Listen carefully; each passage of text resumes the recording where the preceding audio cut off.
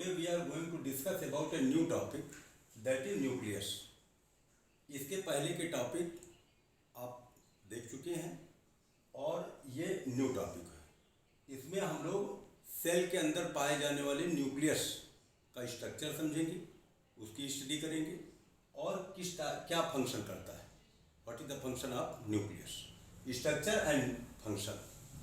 We are going to discuss about the structure and function of the nucleus. Students, nucleus जितनी भी sales पाई जाती है, आप लोगों ने आज तक देखा होगा, जितनी भी लिविंग सेल्स हैं सब में न्यूक्लियस पाया जाता है और न्यूक्लियस उनको लिविंग बनाए रखने के लिए आवश्यक भी होता है, इसी वजह से पाया जाता है। अगर न्यूक्लियस निकाल दिया जाए किसी सेल से तो उस सेल की जो लाइफ स्पान होगी, अवधि होगी जीने की, वो बहुत कम हो जाएगी, यानी घट जाएगी। तो इसका मतलब है कि न्यूक्लियस जो है सेल के अंदर के सारे फंक्शंस को मेंटेन करता है, ये कंट्रोलर है। तो न्यूक्लियस में जितने भी फंक्शन हो रहे हैं, वो चाहे कोई चीज़ निर्माण हो रहा हो, सिंथेसाइज हो रही हो, या किसी चीज़ का डिस्ट्रक्शन हो रहा हो, टूट रहे हो, ब्रेकडाउन हो रहा हो, वो all these activities are controlled by the nucleus. तो nucleus is the main controller of the cell. Now we are going to discuss about the structure of nucleus. How many parts of nucleus है? Students, first of all, Robert Brown, who is the discoverer of nucleus, इन्होंने 1831 में discovery की थी इसकी, Robert brown. इन्होंने बताया कि प्रत्येक सेल के अंदर एक गोल आकार का, राउंडेड शेप, सर्किल टाइप का एक न्यूक्लियस पाया जाता है और वो पूरी सेल को कंट्रोल करता है। इसमें पाया क्या क्या जाता है? तो उन्होंने स्टडी जब किया तो उन्होंने देखा कि प्रत्येक न्यूक्लियस जो है that is covered by two membranes. These are the two membranes which are made up of protein and lipids, just like as a cell membrane, plasma membrane, and other membranes of the cell organelles. जो भी cell organelles होते हैं उनकी membrane जैसे होती है, lipid और protein की बनी होती है, उसी टाइप की एक मेम्ब्रेन होती है और डबल लेयर होती है। ये घिरा हुआ है, बीच बीच के भाग हिस्से छूटे हुए हैं। इन छूटे हुए भागों को कहा जाता है न्यूक्लियर पोर, यानी ये पोर्स है। बाहर साइटोप्लाज्म है और अंदर न्यूक्लियोप्लाज्म है। न्यूक्लियोप्लाज्म सेकेंड पार्ट है। तो न्यूक्लियोप्लाज्म, इसके अंदर एक भरा हुआ लिक्विड मैट्रिक्स प्रोटीनेशियस, न्यूक्लियोप्लाज्म, और बाहर पाया जाता है साइटोप्लाज्म। ये दोनों एक दूसरे से जुड़े रहते हैं इन्हीं न्यूक्लियर पोर के द्वारा। जब जरूरत पड़ती है तो अंदर से बाहर, बाहर से अंदर अपना आदान प्रदान कर लेते हैं, एक्सचेंज कर लेते हैं, किसी पदार्थ को लेना है, निकालना है। राइबोसोम्स जो पाए जाते हैं, ये न्यूक्लियस के जो बाहर मेम्ब्रेन पाई जाती है, आउटर मेम्ब्रेन, इसके ऊपर पाए जाते हैं।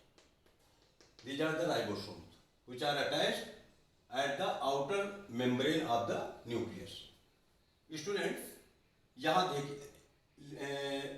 यहाँ पर देखो, यहाँ ये न्यूक्लियर की मेम्ब्रेन है और ये ईआर है। तो यहाँ से न्यूक्लियर की मेम्ब्रेन जो है ईआर से अटैच, जुड़ी हुई। ईआर के ऊपर भी राइबोसोम शो किए गए। ये प्रोटीन की फैक्ट्री मानी जाती है राइबोसोम। इसका मतलब राइबोसोम अटैच रहते हैं, इनकी आवश्यकता पड़ती है, इनकी जरूरत पड़ती है। और अटैच वैसे भी रहते हैं क्योंकि न्यूक्लियोलस जो पाया जाता है, ये थर्ड न्यूक्लियोलस जो पाया जाता है, एक राउंडेड स्ट्रक्चर होती है जो न्यूक्लियस के अंदर सबसे लार्जेस्ट स्ट्रक्चर के रूप में पाया जाता है। और ये किसी मेम्ब्रेन द्वारा घिरा नहीं होता, इसके अंदर बाहर मेम्ब्रेन नहीं है, ये मेम्ब्रेन नहीं है। ये प्रोटीन कुछ पाए जाते हैं, पेरी न्यूक्लियर प्रोटीन्स, ये इसको कवर करती हैं। तो पेरी न्यूक्लियोलर प्रोटीन्स होती हैं जो इसको कवर करती हैं। तो ये गोल आकार का झिल्ली से घिरा हुआ लग रहा है, जबकि झिल्लियाँ नहीं। इसके अंदर एमॉर्फस मैट्रिक्स पाया जाता है, फाइब्रिलर पार्ट पाया जाता है और ग्रेनुलर पार्ट पाया जाता है। डीएनए इसमें भी पाया जाता है, कुछ मात्रा में डीएनए यहाँ पर भी पाया जाता है। स्टूडेंट ध्यान से देखिए, ये धागे जैसी संरचनाएं नजर आ रही हैं, इनको क्रोमेटिन थ्रेड से कहा जाता है। क्रोमेटिन थ्रेड्स में दो पार्ट दिखाए गए हैं, एक डार्क कलर का दिखाया गया है, these are heterochromatin, this is the heterochromatin part of the chromatin, और एक लाइट कलर दिखाया गया है, तो दिस इज द यूक्रोमेटिन। अब आप सोच रहे होंगे यूक्रोमेटिन हेट्रोक्रोमेटिन क्या है। ये मेटाबोलिकली एक्टिव पार्ट माना जाता है यूक्रोमेटिन, यानी इस पार्ट से जल्दी एमआरएनए की कॉपी बन जाएगी और प्रोटीन बना ली जाएगी। लेकिन इसको खुलने में काफ़ी टाइम लगेगा, क्योंकि ये काफ़ी क्वाइल होता है, क्वाइलिंग इसकी होती है, हाईली क्वाइल्ड होता है, इस वजह से डार्क कलर का होता है। स्टेनिंग करने पर, इसको रंगने पर या कलर करने पर ये डार्क कलर लेता है, ये लाइट कलर लेता है। डार्क कलर तभी लेगा जब ये यहाँ पर ज़्यादा मात्रा में घना, तो यहाँ पर डीएनए ज़्यादा होता है और ये इनएक्टिव माना जाता है। स्टूडेंट, इसके अंदर जो भरा हुआ है न्यूक्लियोप्लाज्म, न्यूक्लियोप्लाज्म के अंदर बहुत सारे प्रोटीन्स हैं, आरएनए है, राइबोसोम्स हैं, ये सब पाए जाते हैं। या तरह तरह के पदार्थ हो सकते हैं, अन्य पदार्थ जो यहाँ पर बनाए जाते हैं, तरह तरह के एंजाइम हो सकते हैं जो यहाँ पर बनाए जाए। न्यूक्लियोलस के अंदर राइबोसोम्स का फॉर्मेशन होता है, यानी राइबोसोम तो जितने बनते हैं न्यूक्लियोलस के अंदर बनते हैं। स्टूडेंट्स, यहाँ पर ध्यान से देखिए, दो झिल्लियों के बीच between the two membranes perinuclear space, ये स्पेस है, इसको पेरीन्यूक्लियर स्पेस बोला जाता है, ये पाया जाता है। ये तो एक स्ट्रक्चर हो गया जनरल कि न्यूक्लियस पाया जाता है। अब इसका फंक्शन क्या है स्टूडेंट्स, इसमें पाए जाते हैं डीएनए, क्रोमोसोम्स हैं, क्रोमेटिन, इस समय इनको क्रोमेटिन कहा जाएगा। और यही जब सेल डिवीजन होता है तो सिकुड़ जाते हैं और कंट्रैक्ट करके सिकुड़ जाते हैं और छोटे हो जाते हैं, तब इनको हम लोग क्रोमोसोम बोलते हैं।